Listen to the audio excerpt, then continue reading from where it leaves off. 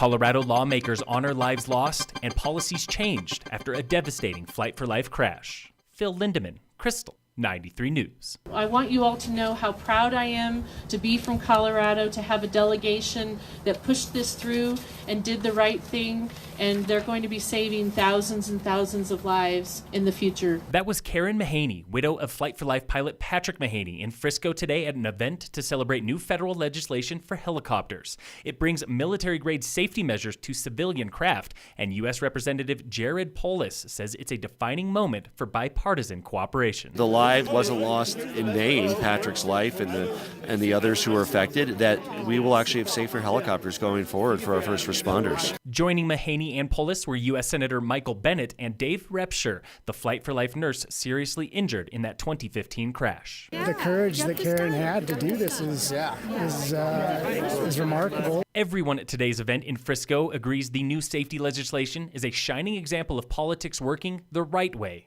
Karen Mahaney. If you decide that you want to engage both sides of the political parties and it's the right thing to do, it is going to happen. Our local state representative Millie Hamner was also at the event, and she vividly remembers the crash on July 3rd, 2015. I think all of us who live in Summit County just remember that tragic day, and the fact that we're turning this into an opportunity for safety for the future is just huge. Repsher says the government can seem dysfunctional and divisive, but with passionate input from people like himself and Karen Mahaney, change will happen. To get something done in this overwhelmingly bipartisan manner, I think is it's a feat into itself. It's been a long road to recovery for Repsher, a graduate of Summit High School class of 1988, but he was all smiles 2 weeks ago when the class gathered to open a time capsule the students buried in 8th grade. The middle school at that point was in the administrative building. That's how small Summit County was. Repsher reunited with classmates from across the country and as far as Asia,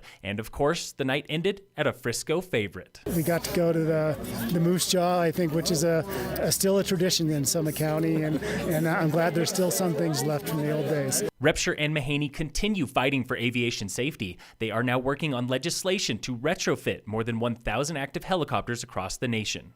For a video from today's ceremony in Frisco, including words from Senator Bennet, see the Krystal 93 Facebook page. That's Krystal with a K. Rest in peace to White Fence Farm. The legendary Colorado restaurant in Lakewood today announced it closes permanently on December 30th this year after nearly a half-century in business. Owners cite labor shortages and rising costs for the decision. White Fence is known for its fried chicken and barn with petting zoo, but it requires more than 100 staff on weekends and has been operating at a loss for several years. In sports, the Nuggets lost to the Lakers last night, 121-114. Tonight, the Avalanche play the Senators. Tip-off is 7 o'clock, and CSU football plays Wyoming in the Border War at 8 p.m. And in local sports, brought to you by American Family Insurance, the Weiss Agency, Lady Tigers volleyball lost their final league match of the season to Eagle Valley last night, 3-0. The girls finish the season tomorrow at the Golden Tournament. Tonight, Tigers football plays Glenwood Springs in Glenwood.